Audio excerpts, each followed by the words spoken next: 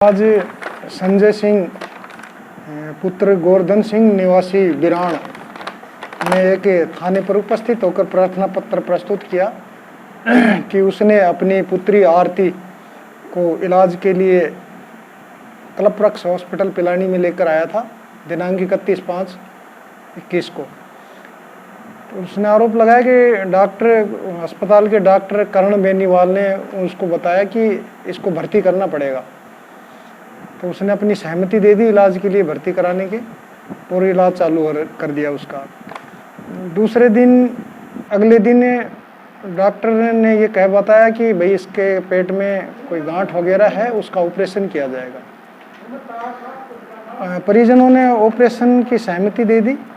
उसके बाद डॉक्टरों ने इलाज चालू कर दिया। ऑपरेशन वगैरह किया या नहीं किया ये उसको जानकारी नहीं है। वो उसका कहना है कि मेरे मरीज से मिलने नहीं दिया और दिनांक 4/6 को उसको उसकी मरी हुई पुत्री की डेड बॉडी को वेंटिलेटर पे लगा करके हिसार के लिए रेफर कर दिया। हिसार में वो लेकर के पहुंचे तो उनको डॉक्टरों ने ये बताया कि ये तो 2 दिन पहले ही मर चुकी। उसके बाद ये लोग आज इस संबंध में एक प्रार्थना पत्र दिया है, जिसके संबंध में उच्च अधिकारियों को निवेदन किया जा रहा है। और इस प्रकरण में ये मेडिकल विभाग से संबंधित है, फिर भी उच्च अधिकारियों से विचार विमर्श करके राय लेकर के कानूनी सलाह लेकर के जाएगी। अगर एफआईआर बनती हो तो एफआईआर की जाएगी और मेडिकल विभाग को जांच के लिए प्रार्थना पत्र भेजा जाना उचित रहेगा तो वो किया जाएगा। हाँ जी, नमस्कार। मैं डॉक्टर करण बेनीवाल बोल रहा हूँ, संचालक कल्पवृक्ष हॉस्पिटल। सबसे पहले तो मेरा पिलानी की जनता और आसपास के क्षेत्र के लोगों को प्रणाम। पिछले कुछ 4-5 दिनों से लेके एक बच्ची की डेथ का काफ़ी जो है सोशल मीडिया पे तरह तरह की बातें और अटकलें निकाली जा रही हैं। तो कुछ तथ्य मैं उस बच्ची की जो डेथ के बारे में सामने रखना चाह रहा हूँ, जो कि सही हैं और बिल्कुल तथ्यात्मक हैं और हर चीज़ जो है हॉस्पिटल की फाइल में, हॉस्पिटल के कैमरों में रिकॉर्डेड है। तो ये जो बच्ची है आरती है, ये 17 साल की बच्ची है। ये बहल के पास नज़दीक एक गाँव बिराण है, वहाँ से मेरे पास बहल के किसी प्राइवेट अस्पताल में 4-5 दिन से इंजेक्शन लेके इलाज ले रही थी। वहाँ कंडीशन इसकी ख़राब हो गई थी तो उन्होंने यहाँ पे रेफ़र किया था। 31 तारीख को ये बच्ची है कल्पवृक्ष हॉस्पिटल में आई थी, इमरजेंसी के दौरान आई थी। नॉर्मल बच्ची नहीं थी, सीरियस कंडीशन में आई थी। उस टाइम बच्ची का जो हाई ग्रेड फीवर था 104 डिग्री, हीमोग्लोबिन इसका 7 था, प्लेटलेट काउंट काफ़ी कम थी। मेरे एग्जामिनेशन करने के बाद इमरजेंसी में उसका ट्रीटमेंट शुरू किया, जो ज़रूरी जाँचें मन में भेजी गई और बच्ची को आईसीयू में शिफ्ट करके और इमीडिएटली ऑक्सीजन स्टार्ट किया और उसको एंटीबायोटिक की दवा शुरू की गई। उसके गार्जियन उसके जो शुरू के अंदर उसके मामा जी थे, फिर उसके मम्मी पापा भी गार्जियन उसके बच्ची के साथ थे। दूसरे दिन बच्ची को अचानक सुबह पेट में दर्द हुआ। मैंने अटेंड किया, मैंने देखा उसको, तो मेरे को पेट में उफारा काफ़ी लग रहा था। तो इमीडिएटली हमने पेट का एक्सरे किया और डॉक्टर नीता ने उनका पेट का अल्ट्रासाउंड किया। तो उसमें देखा कि तकरीबन 1-1.5 लीटर के आसपास उसमें ब्लड है, मवाद कुछ ऐसा हमें प्रतीत आया। और उसका बीपी उस टाइम काफ़ी कम था, 70 था। हार्ट रेट काफ़ी तेज़ थी और सुबह से बच्ची का पेशाब नहीं लग रहा था। इमीडिएटली हमने पेरेंट्स को बुलाया कि देखो बच्ची का जो है पेट ठीक नहीं है, इसके अंदर मवाद है, इसकी कंडीशन ठीक नहीं है, सुबह से इसका यूरिन भी कम आ रहा है, बीपी भी लो है। इमीडिएटली हमने बीपी को मैनेज किया। ब्लड के लिए हमने 2 यूनिट ब्लड इमीडिएटली हमने बिरला सार्वजनिक अस्पताल से यूनिट अरेंज कराई। उसके फादर को समझाया कि इमीडिएटली सर्जरी करनी पड़ेगी, नहीं तो बच्ची को बचाना मुश्किल है, क्योंकि ऑलरेडी ये यहाँ अंदर से पेट के अंदर जो है रिसाव हो रहा है इसको। उसके फादर से हमने डेथ ऑन टेबल की कंसेंट ली। ये एक वो कंसेंट होती है जब मरीज सीरियस होता है तो उसमें ऑपरेशन के दौरान भी बच्चे की मौत हो सकती है। ये हम डॉक्टर पहले बता के रखते हैं, आप करवाना चाहते हैं ठीक है, नहीं करवाना नहीं चाहते। उसके फादर संजय सिंह ने खुद उस पर साइन किया है, तारीख डाली है। उन्होंने कहा डॉक्टर साहब जो आपको उचित लगता है वो आप कीजिए।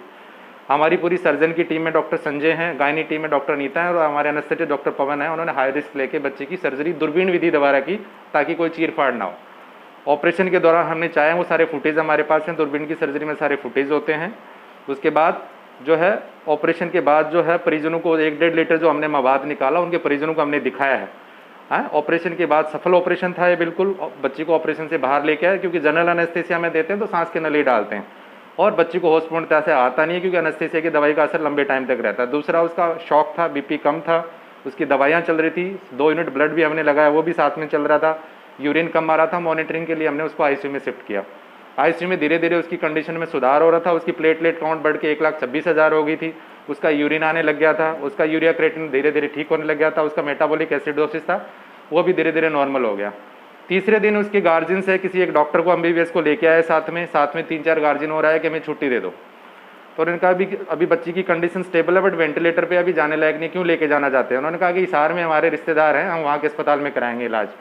मैंने कहा भी आप अस्पताल प्रशासन और डॉक्टर की राय के विरुद्ध जा रहे हो, आप लंबा फॉर्म होता है लेफ्ट अगेंस्ट मेडिकल एडवाइस, वो आप साइन करो कि हम साइन करने को तैयार हैं। उसके चाचा सुरेंद्र ने फॉर्म साइन किया जिसकी वीडियो रिकॉर्डिंग मेरे पास है, उसमें तारीख लिखी है, फ़ोन नंबर लिखा है।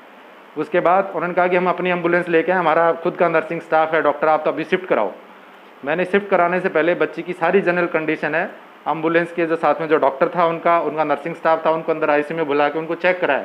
उस टाइम इसका बीपी 110/90 था, सेचुरेशन 94% था, हार्ट बीट 130-135 के आसपास थी। उन्होंने कहा जी डॉक्टर साहब ठीक है, आप शिफ्ट करा दो। उसके बाद हमने एम्बुलेंस में शिफ्ट कराया। उस टाइम भी हमने बच्चे की धड़कन वगैरह सारा एम्बुलेंस के अंदर मॉनिटर लगा दो, उसमें चेक की उन्होंने। अगर बच्ची उस टाइम ही मर्द होती तो परिजन ऐसे लेके थोड़ी जाते। वो ये कह रहे हैं कि बच्ची 3 दिन पहले खत्म होगी, ऐसे कोई सीन नहीं होता है, क्योंकि एक डॉक्टर को पता होता है, एक नर्सिंग स्टाफ को पता है कि भी डेड बॉडी है, जिंदा है। उसके बाद यहाँ से वो अस्पताल से हिसार लेके गए, वो 2-3 जगह घूमे, आधार में उनको बेड नहीं मिला, गीतांजलि हॉस्पिटल में नहीं मिला, फिर आखिर में उन्होंने जिंदल हॉस्पिटल के अंदर उन्होंने गाड़ी को ले जाके रोक दिया है। वहाँ से इमरजेंसी एक नर्सिंग स्टाफ है, वहाँ उसको डॉक्टर ने नहीं देखा है। वो कह रहे हैं कि डॉक्टर ने कहा 3 दिन पहले डेथ होगी, वहाँ कोई डॉक्टर ने नहीं देखा उसको, वहाँ पे उसको वेंटिलेटर नहीं मिला, उसको ऑक्सीजन नहीं मिली। ये मेरे शब्द नहीं है, ये उसके साथ में गया जो नर्सिंग कर्मचारी था, उसकी ऑडियो रिकॉर्डिंग है मेरे पास, वो खुद गवाह है इस चीज़ का, वो बोल सकता है इस चीज़ को कि ये चीज़ जो है वहाँ पे हुई, इसलिए बच्ची की जान वहाँ पे गई। मेरे कल्पवृक्ष अस्पताल में वो बच्ची स्टेबल थी, उसकी कोई जान नहीं गई। रही बात वो पैसे के लिए क्लेम कर रहा है कि डॉक्टर साहब ने पैसे के लिए मार दिया, मैंने एक दिन भी उसको पैसे के लिए नहीं बोला। उसने अब तक यहाँ 4.5 लाख रुपये क्लेम कर रहा है। अगर 4.5 लाख रुपये क्लेम कर रहा है तो आप अपना बिल दिखाए और मेरे पास लेके आए कि मैंने डॉक्टर साहब 4.5, इतने दिन से वो कह रहा है अगर बिल होता तो पोस्ट करता। वो कहता है डॉक्टर साहब बिल नहीं देते। मैं मेरे अस्पताल में हर मरीज को बिल देता हूँ, जब दवाइयों का बिल है, जांचों का बिल है, तो इलाज का बिल क्यों नहीं होगा? हर मरीज लेके जाता है, इतना भोला कोई नहीं है कि आजकल जो बिल नहीं लेके जाता। तो ये सब झूठी बातें। मेरी ये निवेदन है जनता से कि ऐसे लोगों से दूर रहे। हाँ, बच्ची की डेथ के लिए हमारी बहुत संवेदना है, वो हमारी भी बेटी थी, हमारे जो है एक परिवार का हिस्सा होता है जो अस्पताल में हमारे पास आता है। बट इस तरह से बच्ची के दूर के रिश्तेदार जो कर रहे हैं, सोशल मीडिया पे पोस्ट डाल रहे हैं, पुलिस स्टेशन जा रहे हैं कि हम एफआईआर लॉन्च कराएंगे, कोई बात नहीं, हम गलत हैं, आप पुलिस स्टेशन जाइए, एफआईआर लॉन्च करवाइए, आप मेडिकल एक्सपर्ट की टीम बिठाइए, आप कोर्ट में जाइए, जो है वो लिए, उसमें अगर हम गलत साबित होते हैं आप जो मर्जी कीजिए, कोई दिक्कत नहीं है। बट इस तरह से सोशल मीडिया का मिसयूज करके कमेंट्स लिखना, डॉक्टर के लिए डॉग जैसी लैंग्वेज लिखना, जल्लाद जैसी लैंग्वेज लिखना, ये उचित नहीं है ना। क्योंकि इस कोविड माहौल के अंदर जो डॉक्टरों ने किया वो कोई नहीं कर सकता। अपनी जान खतरे में डाल के हमने हजार लोगों की जानें बचाई और वो हमें पता है। धन्यवाद।